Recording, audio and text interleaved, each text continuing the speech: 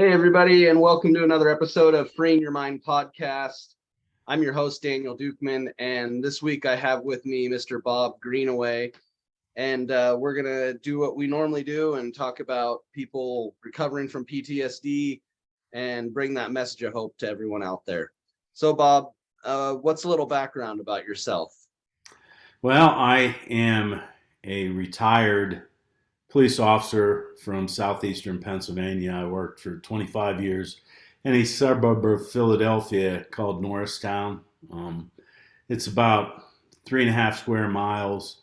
At the time I worked there, census would tell you there's about 40,000 people that lived there. I would say it's probably closer to 65,000. I spent my entire career there. Started out as a patrol officer, worked my way up to third in command. I was the patrol commander and CEO of community relations when I retired, which I did in January of 2018. Since then, I was involved in the contract federal background investigation space, and I have transitioned into being a law enforcement coach for folks who are transitioning from the career. And I just recently got certified as this week, actually, for it's called performance protocol. That's a division of Axon, the people that make the tasers and body cameras. And it's all about leadership coaching in law enforcement, everything from, promotional through, any type of leadership problems that folks need help solving with, up to including chiefs or, sheriffs, anything of that nature. And it's a national program that's through them. So I'm a certified coach attached to them besides my own business. So I'm also a published author, and I'm working on my second book. My first book is a leadership book, and the second one is going to talk about a new way to deal with PTSD. So thank you very much for having me, and I'm excited to get involved in this conversation and see what we can uncover. Yeah, it's always good to connect with you. We don't do it enough. That's great that you got another book coming out, and we've certainly had lots of conversations about how to deal with PTSD and kind of more of a comprehensive approach. And there's so many tools out there, and that's a big part of this podcast, is just really getting out the message of what's available out there, personal stories of what people have experienced and that worked for them. Much like my journey is much different than yours and everybody else's. So if we can dive in a little bit about we'll go with the PTSD and how that has your experiences with it in your career and kind of your journey through recovery and healing from that. Sure. It's one of those things. I'm sure in the fire service you probably felt the same way. I was very excited that, when I was a kid, I wanted to be a Major League Baseball player or a police officer. There's the two things I wanted to be. And I'm grateful and honored that I got to serve for 25 years doing police work. But like everybody that enters that type of work, there's no valid way to explain to anybody what you're stepping into, right? Yep. So I was like everybody else. Oh, did we freeze up? 1993. So it wasn't something that was really talked about. So there wasn't any preparation, so to speak. So you kind of got that, I've heard it explained, well, it's like somebody trying to explain to you what chocolate tastes like. You just have to taste it. So policing was like that, in a very urban environment like that. I quickly got a taste of things that I guess in my mind I thought were possible, but it was, lack of a better term, by fire hose.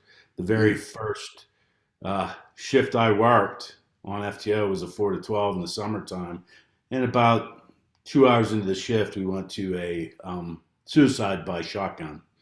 So that was a quick primer on the reality of what that job was like.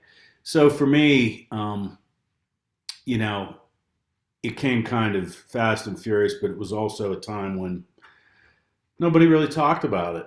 So you had to come up with your own coping mechanisms. And I got, it, I kind of was carried through for a while by just thinking this is the way it is, Mhm. and everybody else was kind of handling it like this is the way it is. But I'm sure you can probably relate to the fact a lot of that had to do with sarcastic humor behind closed doors to Yep. just try to like, hey, that's okay, when it wasn't remotely okay. Yep. So that was my introduction to um, you know being exposed to those things. As my career went on, I kind of took and I talked to other people later on in my career, but for me, I kind of what I took on, and I don't really know where this came from, but it worked for me to sort of band-aid on a bullet wound. Was when something that really disturbed me happened, I would quickly assess and try to find the person I thought that was worse off than me for having been even any have anything to do with that scenario. Mm. And I would just hang on to that and tell myself I should just be grateful I'm not them, because I knew in the back of my head something even more screwed up was probably going to happen soon. And then that would give me a whole fresh set of stuff to cope with. And I just kept rinse and Yep. repeat. I did the same thing for the kind of the early part too, that as you're starting to notice that things aren't quite right with, Yeah. you notice that change yourself and you're like, no, I'm good. Like that guy over there, he's way messed up. Like I've Yeah. only been doing this a little while. That's not me. That guy, he's messed up though. I'm good. So yeah, I completely understand that. Yeah. And that I used that for a really long time. And then I had a couple really significant things that I just couldn't shake. And I realized after the second one that I probably should talk to somebody. And that happened about a year before my training officer, who was my partner for a really long time, and just one of my best friends had died suddenly at home, off shift from an undetected heart ailment, and it really sent me into a tailspin. I really questioned why I was doing it.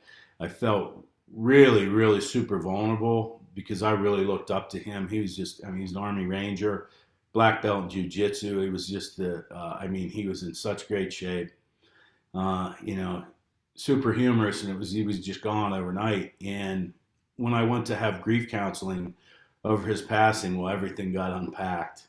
Mm. Um, like, and it just poured out. And I realized after that what I needed to do through those conversations was I needed to identify why these things triggered me and to try to understand what about me wasn't able to cope with certain scenarios. And you can probably relate to this. It wasn't everything. There's things that I could go to that didn't bother me at all that really just wreck somebody else's day, and vice versa. Mm. So it was really important for me to understand what was going to land on me. You just hear a certain call, or you get there and you start having that feeling. You understood, yeah, this is going to take more than just finding the guy that's worse off and moving on to the next thing. Mm. So that was really the beginning of understanding how to deal with it for myself, if that makes sense to you. Yeah. Yeah, definitely.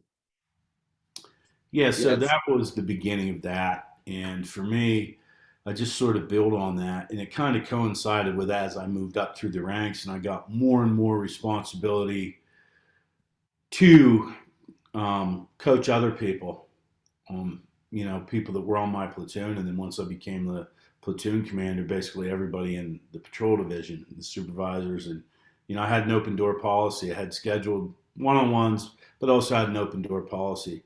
And when I was in that position, I also oversaw the civilian employees too. So there was a lot of conversations about home life, about traumatic things where people would come in and they would sit down and say, oh, I hope you don't look at me like a pussy, but this really bothers me.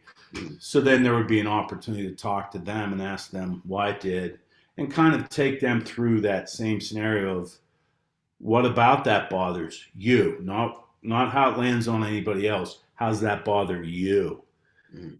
And why do you think that is? And help them kind of unpack that. And it became that the goal of those conversations was to make sure that they weren't carrying around on a daily basis more than they needed to carry around. I think you and I have talked about this before, but I have a really good friend that's in the behavioral industry of mental health, right? And she uses a backpack metaphor, meaning we're all born with a backpack, and certain things you're never going to be able to take out of that backpack. You're born into it, but the majority of it you get to decide every day when you wake up what you're going to carry around all Yep. day. So it's like getting myself and then being able to help other people understand. Just do an inventory of that backpack every day. Mm. Carry what you own and get rid of the rest, right? If you don't need to carry it, don't carry it. So that's really brought me to where, that has helped me find a really healthy way to look at these things. It took a long time. I mean, I even till probably about 2 years, until just about 3 years ago, there were things that would sneak up on me. Like I thought I was good, and I'd be driving down the road and hear a song, right? Or I'd smell a certain smell and like you have things in your head. Or I'd be sitting with my wife watching a movie, and there'd be a scene in the movie that, for whatever reason, would parallel something that I experienced, and it would trigger memories. So to me, it just became a thing where getting really honest with yourself about why you feel the way you do. And Mm. probably the most important thing is not to hold yourself accountable for what you didn't know at the time. So you can't say, well, I should have did things different. Well, you didn't. You can't go back and fix it. Yep. And if you didn't know those things and you weren't trained on a certain thing, you're not guilty of anything, right? You're just being human, trying to take perfect action in imperfect situations. And that's a point I like to drive home to anybody I talk about it. There's nothing perfect about human science, and social Mm. science, and that's what policing is. That's what being a firefighter is. That's what being a medic is. Like, you deal with humans all the time, and there's Yep. nothing perfect about it. So that's really the basis of my theory on how to have those conversations and how to keep myself healthy. Nice. And I did like too, back when we started a few minutes ago talking on this, you had mentioned that you started doing like peer counseling with some of your coworkers, and you Sure. talked about them like coming in and kind of having that standpoint of like, hey, I don't want you to think I'm a pussy or weak or anything like that. Yeah. And that's like, that seems to be um the one thing that's consistent across the board with Yeah. everybody, Yeah. because nobody wants to admit that they have a problem, and we all perceive that it's weakness, that we're not capable of doing our job because of it, that it just in our heads we load up all these things, all these different thoughts and different things that are not even true, but we just in our head we see them as such, and that suddenly we feel like that, well, somebody else doesn't act this way, so they must be better at this than I am, or they must be good at this job and I'm not. Maybe this isn't for me. But we're also good at masking things. I mean, Yeah. humans are the best liars on the planet, They are. and it's the lying to yourself that you're not good enough, or that you perceive this as a weakness or anything. You signed up to help people, so if you can't help yourself, how are you going to help anybody else? So you have to own that when you're not right, and just say, hey, I'm not okay and I need help. Yeah. And getting that help strengthens you so you can continue to help other people. No, absolutely. And to your point, in our locker room in the police department, when you would get hired, you would get assigned lockers that happened to be empty from the people that retired or, Mm. no longer work there, or they get promoted into command staff and then they have their own offices because then they, of course, they don't dress in the locker room anymore, right? And I went through the academy with the guys great friends. We went to sniper school together. We were really good friends for a long time, and then he ended up going to a different department. But everybody, family pictures, whatever, quotes or whatever you'd have on your locker door, and inside his, I can't remember who quoted this, but I'm paraphrasing the quote, and I would see it every time we got dressed together when we were on the same platoon, right? And he would have his locker open, and so when hunting monsters, be careful not to become one yourself. And that myth of the fact that I can be exposed to enough trauma that I can galvanize my psyche is exactly that, a myth. Because if you cross over into those dark places and you no longer have that yin to the yang to bring you back out, that's a dangerous place to be. Yeah. And that's not healthy. There's no way to prevent. I'm obviously not a doctor or anything else, but I have a wealth of exposure to this stuff. I just have never seen a way to prevent healthily, a healthy way to prevent the reaction to this by acting like it's not real or it doesn't Mm. exist. Your mind won't let you pull that trick off. It No. just won't. Especially when you get alone or you're driving home at night or you can't sleep at night. It turns back on and say, what are we going to do about this? We haven't filed this properly, and it Mm. starts running around in there trying to find what door to go into so we can all be okay again. And if you get enough of them build up, there's no peace, right? Yep. There's no peace. And about the only one that you're just gonna convince others that you're okay. And even at that, eventually somebody that knows you well enough is gonna see through it and Yeah. know that you're not. You just have to deal with it. You have to face it head on and figure out what you need to do to unpack those things and get them You, better. you do. And one of the things that I know happens with that, and I've seen it, I saw it in myself and I saw it in other people with, is that, we learn how to solve similar problems based on an approach that worked in the past. Well, if we convince ourselves that that approach works, and then you go and you get involved in something else, well, then you become a lot crappier at solving problems because your perspective is skewed. Mhm.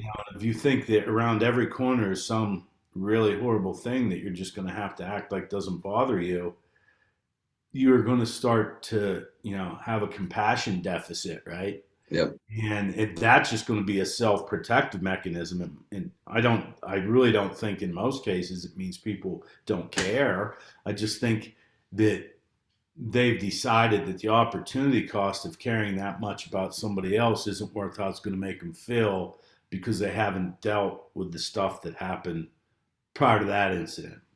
So that in itself is a real danger also. Yeah, and I can definitely see that as well with the like compassion fatigue Yeah. and just your cup's empty. You don't have anything else to give. There's the cup of compassion's just drained. And I also think that's why it's important that people take certain steps to find those things that replenish their cup, but before they've depleted it. And that was kind of my unfortunate thing is like I experienced that we would go to these critical incident stress debriefings after bad calls sometimes, and they talk about, well, you need to go work out and do a hobby and do this and like all these things of to-dos and not to-dos. But at that point, if you don't already have that framework in place and you're doing those things regularly, it seemed to me like it was almost a lost cause, because those tools hadn't been developed. So it made it hard to have any desire to do anything. Now, I agree. And here's the other part about just being completely real is those are great things to be able to address those core four areas of our life to make sure that we're healthy in all four areas. But administratively, there aren't a lot of folks that they'll say that in the debrief. Mm-hmm. But if, and I'll use police work as an example, if you show up and, there's supposed to be 10 people on the street for this particular shift, and three people call off sick, and you need to replace those three, Well, what do you think the chances are now that any one of those people is going to get to take time during that shift to go work out or Mhm. go spend time on their hobby or go sit and meditate? It's not going to happen. Yeah. It's not going to happen because the default mechanism is always that our best interest is going to take a back seat to the public interest and to exigency. It Yep. just is, so, and that to me is what we just talked about is a key of changing the narrative, to the more positive part of this, to be able to build in things that you make just as part of the regular day, as just as if when I would go out and get in my car, I inspect the car to make sure there aren't any dents, it runs. Well, I should have a time there to work out. I should have time to have the opportunity to go and sit down and talk to somebody about what happened last night, right? Like those are all things that, and that's going to look different for every agency. Yep. But the basic idea that needs to go beyond it's just a cool thing to say when something bad happened. And then we walk away, and at 5 we go home, and then those guys hit the shift and the ball starts rolling again, right? So that the intention is great, but there has to be actions attached to the words. So Absolutely. I think there's a lot of room to make improvements in that space for sure. Definitely. And I can look back, and I'm sure you can too, to see how far we have come in Oh the last yeah, 20 years or so. And that's great, but I think we still have a long ways to go.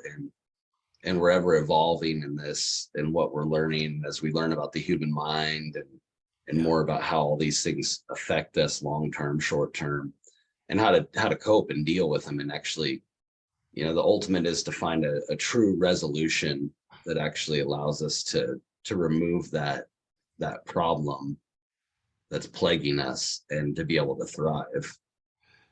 yeah. I absolutely agree, and and I think that the reality of it is that you're never going to change that those things happen, Mhm. but you can certainly change on how people respond to them, because right now to me it feels and it felt like most of my career that was reactive, and Mhm. I get why. And like you said, there are a lot of strides made, but like basically probably the last 8 years of my career we made great strides in the development of peer counselors. So if you would have a big incident, you would bring in peer counselors from other Mhm. agencies that could come in, because obviously they weren't working and they weren't part of it. So you need Yep. somebody with neutral eyes, neutral mind, not amped up over just having witnessed or being part of whatever the folks that need this help with have just endured. So to me that's if it's nothing else, it's an acknowledgement to this. We have to have a system to address this. So like you said, you made a lot of strides. It's a lot more public. I mean, I have no idea now how many podcasts there are that talk about this, just Mhm. podcasts.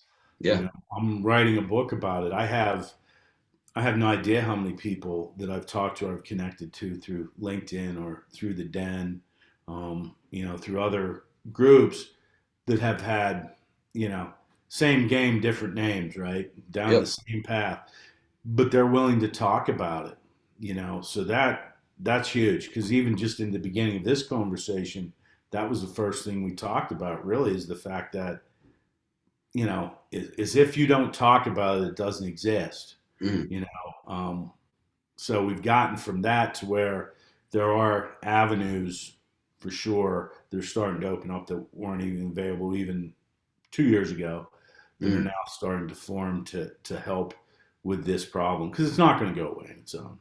Yep. It's not like humans are going to stop doing bad crap to each other. That just isn't that isn't what humans do. They've been doing that since there was more than two humans, so it's going Yep. to continue to be that way. Yeah. Yep. And I do think it's interesting too, as we talk about the having more of an open dialogue with it, and people being willing to talk about it, and knowing that that's a good thing. At one point, um, somebody had explained it to me in regards to like military, that like a lot of the veterans coming back from World War II seemingly didn't have any noticeable trauma, And I'm sure that there was some that they did, but they had basically expressed that most of them didn't because they sat on a boat for a week coming back to the States. So most of those guys sat around and, you know, just BS, told war stories. And it gave them time to process, because there was this stark difference with Vietnam when they came back, that, Sure. you know, you're in the jungle and then the next day you're stateside because you hopped on a plane. And so they kind of equated it in a similarity. And I don't know how true that is, but it does kind of seem to make sense that having that opportunity to talk with people that you trust, that you know, people that are non-judgmental because they've seen the same thing. They were scared shitless too. They were exposed to the same traumatic events. They had the same questions in their mind as to whether they did the right thing or not, versus going on your shift, going home, and stewing on it for a few days before you go back to work. Yeah, and I think too, to your point about World War II, I think it's one of the things that I think that's definitely part of it. I think that the other thing to consider in that comparison between that and Vietnam is when you look at how warfare went through the history of just this country, that was a pretty traditional war, right? Yeah, that is true. So, and it was very, if you think about the last time we celebrated the warrior coming home, it was World War II, that ticker tape parade in New York City. Things starkly changed after that in a hurry, right? So these people were coming home to a society that celebrated the warrior, you know, just like Native Americans, just like the Spartans. I mean, you can go through, there was a whole culture that understood that was the part these folks played. And somewhere between World War II, and somewhat in Korea, but certainly Vietnam, things changed drastically, drastically. And that to me is how you really got to the point where, the traumatic memories were there, but how much of an outcast you feel like for coming back into a society that can't understand and doesn't want to hear, like the monkeys, no, no, no, no, hear no evil, see no evil, don't tell me any, I don't want anything to do with it. That's a big part of it, is the fact that, Stephen Pressfield writes in a book about warrior societies, and he says basically there's two types of societies. There's shame and guilt, right? So if you feel shame for what you did, even though society will never bring it up, right? You still feel that way. So you have to internalize that.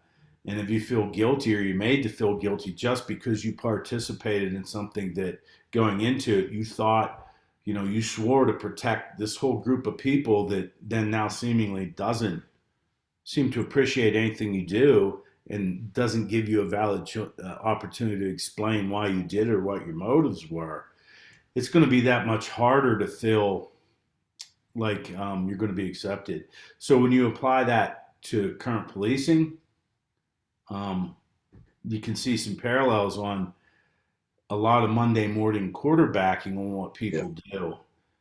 So the last thing somebody wants to do if they're being brought under question on an action that they took, for somebody to question what their mental health was while they were taking that action, based on all the other things they absorbed for how many other years, and never were able to categorically square that up. So it's a very compounding thing. So it's so much deeper than just how the person who experiences it feels. This is a societal problem, whether people want to admit that or not. It sure is, Yeah, definitely so. And I do find it interesting too that just in America, we deal with it much differently than other countries. We do. Yeah. And I don't know why we do it that way, but it kind of goes back to that whole warrior culture. And it's unfortunate that we're in that time where I guess people don't see it, or we kind of tend to bottle up our emotions and the things that we've dealt with. because of the perceived weakness and that sort of thing. Um, but I think that we're starting to see that shift. I don't know how long it'll take for that shift to be complete, but it's certainly changed over the 20 years, like we talked about earlier. And I think it'll continue to evolve. The amount of treatments that they're doing now, different things, new things, is pretty remarkable. No, I agree, you know, and it's like anything, you know, you can't name a single thing that turned out to be great that didn't just start as an idea and then Yep. somebody took the first step. You know, you take the step, and if that didn't work, go somewhere else. If that didn't work, go somewhere else. You know, I think that the idea of getting public support and understanding what folks go through, you know, because the reality is most people will never ever see or even hear some of the things that generate these memories. Mhm. So it's so fantastical that it's so much stranger than fiction for some people to absorb that, you know. So there's an opportunity to be more transparent in the media, and with, you know, public figures on the take that sometimes they have and they put out there. They need to be conscious of the fact that they hold a big public ear sometimes. Mhm. So the narrative that they may be quick to put out based on how people reacted to a certain thing, like I said earlier, I think only can further um, how reluctant people are to share their stories. So, you know, we get to that space where we start to understand that people need to be heard and they need to be talking about it. Um, I think that's really where you'll see this take off. But we're definitely light years ahead of where we were 2 decades ago. Oh, You absolutely. you know, and which is great. It's really great. Just the fact that we can do this, the fact that there are all these books out there, like you said, you know, you've met multiple people recently, Mhm. um, just within the last week or so, that now you're going to have these same conversations with. And I think that that may be the biggest benefit of this type of stuff is the fact that when somebody hears that other people are talking about, they're like, yeah, you know what, it's okay. I'm going to talk about it too now. Yep. You know, And that's the thing. It's so freeing to talk about it. yeah. It didn't seem like it at first for me, but eventually I got around to it. And you just kind of get used to it. It's a different type of uncomfortable that you learn to be comfortable with.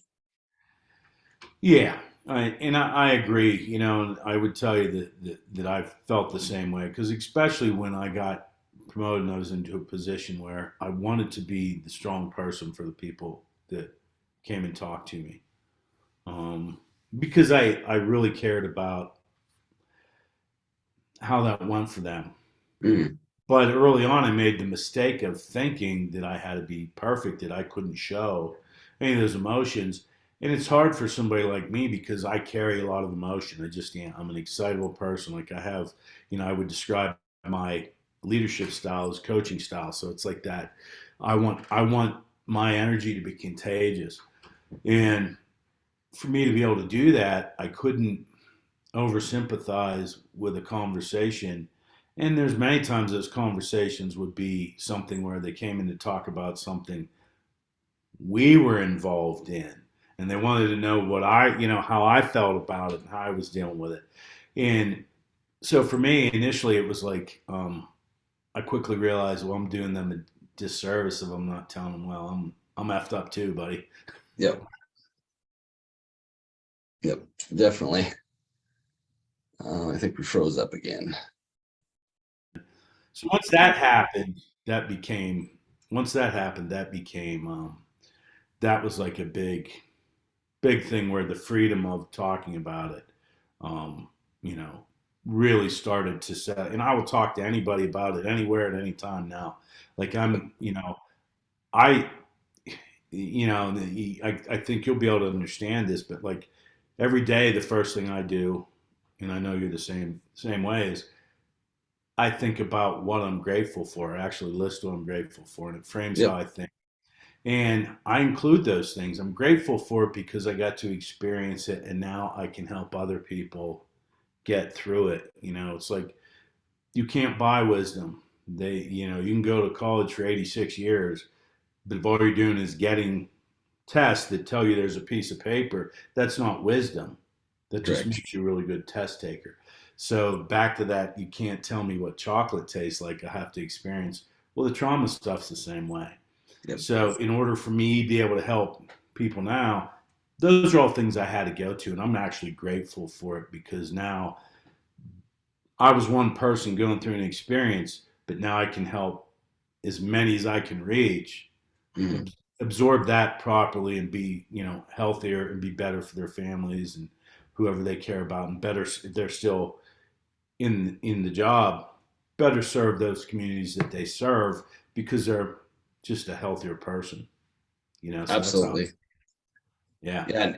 And I think that a lot of people don't look at it this way, but I'm sure you probably feel about the same, that, because of those experiences, it's actually made you stronger. It's actually refined for you sure. into a Yeah. into a stronger warrior, into a more compassionate, caring human being because of those experiences. And then when you couple that with being willing to talk about it and being comfortable with it, that's even more empowering.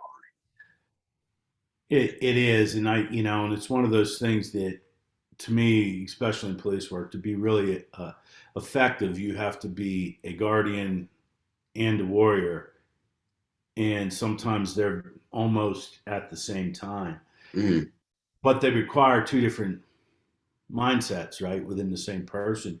And if you're healthy and you understand, like if you can keep compassion for what folks went through, and assimilate that to the point where you understand that's just part of life. It's You were here at that point in time. Only the universe knows why you were there when that took place, and not overthink that, and make that okay for yourself.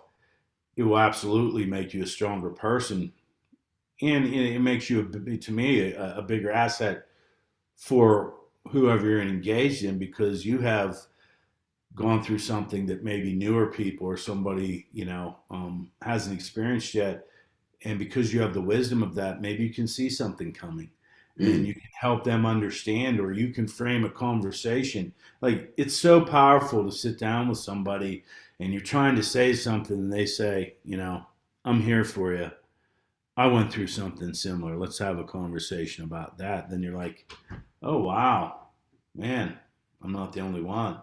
Yep. Because of these one-offs, sometimes you think that some kind of unique to you. Well, at the end of the day, does it really matter? No, because if it's something that you need to fix for yourself to be able to move past it, how it got in your head doesn't matter as much as how you individually respond to it moving forward. So, I absolutely feel like that those experiences have made me stronger. And like I said before, I'm actually grateful for it. I didn't always feel that way, but I certainly do now, for Mhm. sure. Yeah, definitely. And I was just amazed as I went on um, through the process and how it would just kind of come out. And of course, I have a service dog, so she's around with me, and so that spawned a ton of conversations because people often are like, "Well, what do you have a service dog for?" Or you Yeah. get somebody who just doesn't know, and they're like trying to tell you you can't come into their establishment because all those are just for blind people. And I'm like, no, I very much assure you that Yeah. that's not what she's for. But it sparked a lot of conversations, and I never would have imagined that a dog would have sparked so many conversations. And I suppose it was just my willingness to talk too. But um, it's always interesting to me and fascinating when you have these conversations, people ask a question, and then you start kind of getting into the weeds with PTSD and kind of telling your story, and pretty soon they're like, you should talk to my brother, or they're like, yeah, so this happened to me, and before you know it, you've opened this door and this opportunity for that person to share their story, Yeah. and for them to get the normalization of it, and it often that conversation sparks the fire for them to get treatment, or to find a way to start looking for that resolution. No, you're absolutely right. And I've had that happened a couple times very recently where I would make connections through LinkedIn, Mhm. um, where people would just maybe comment on a post or an article that I would put on LinkedIn.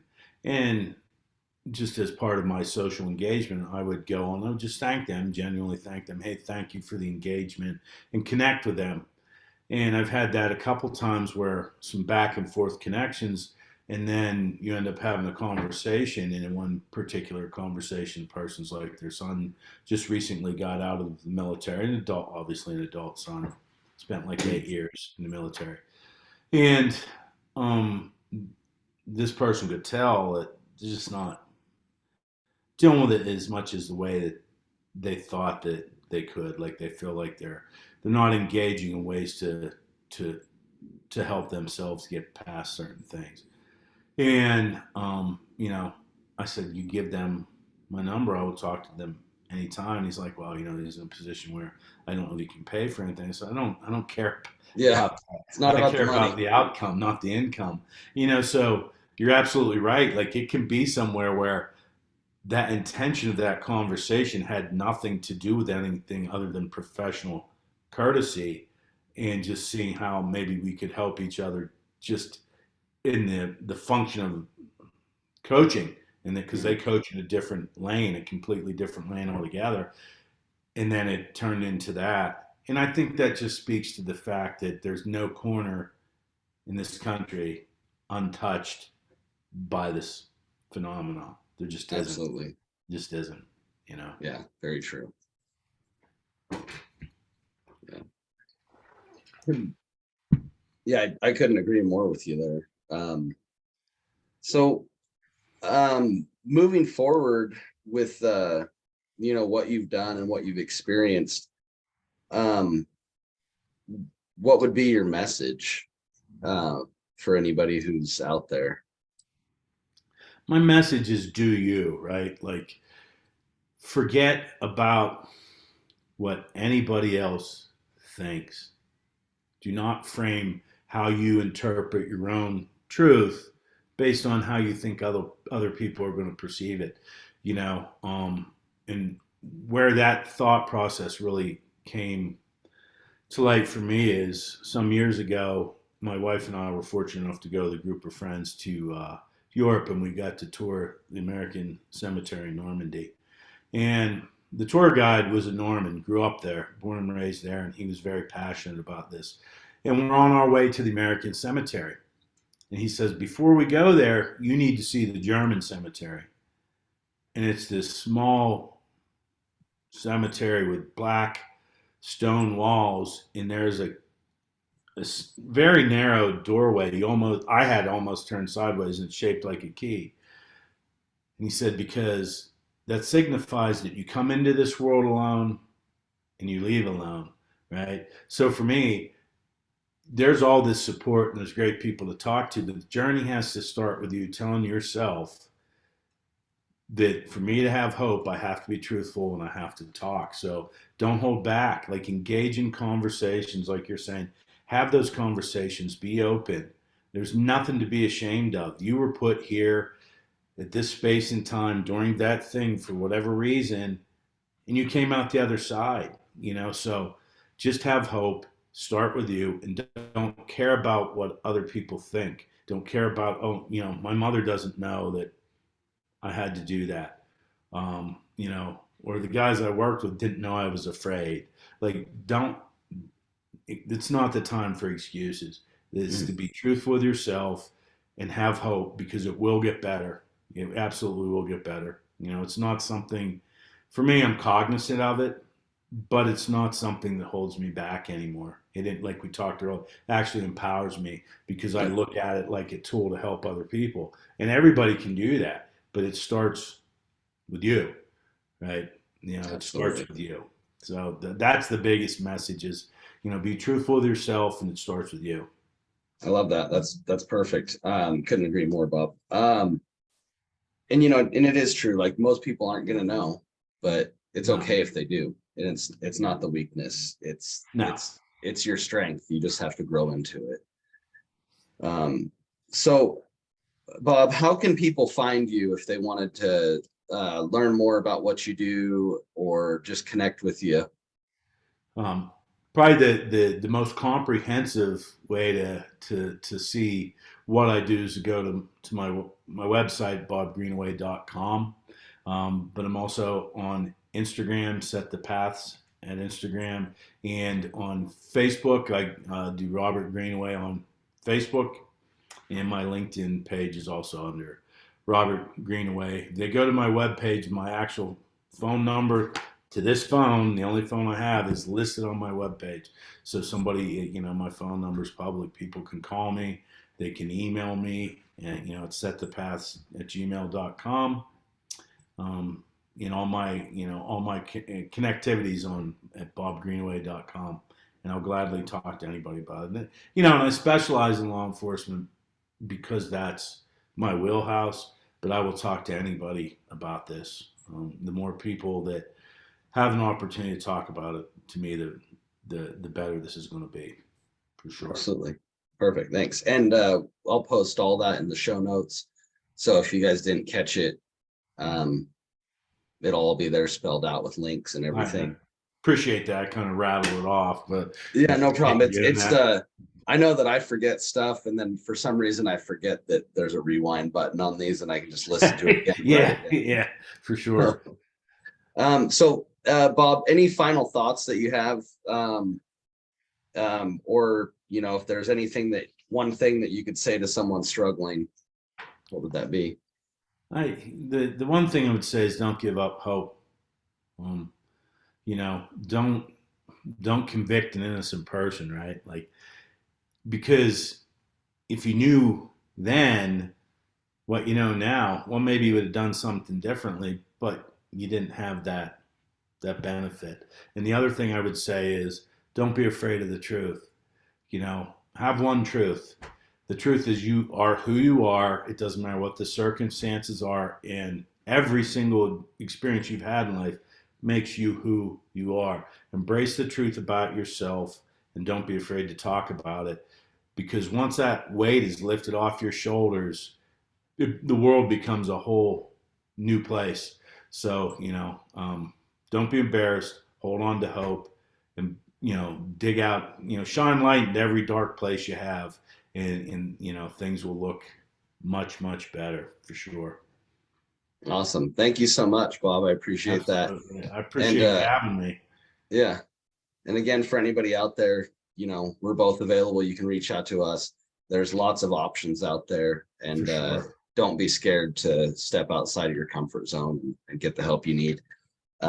Thanks again for coming on, Bob. Really appreciate it. Absolutely. Thanks for having me. Yeah, it's always good to talk to you.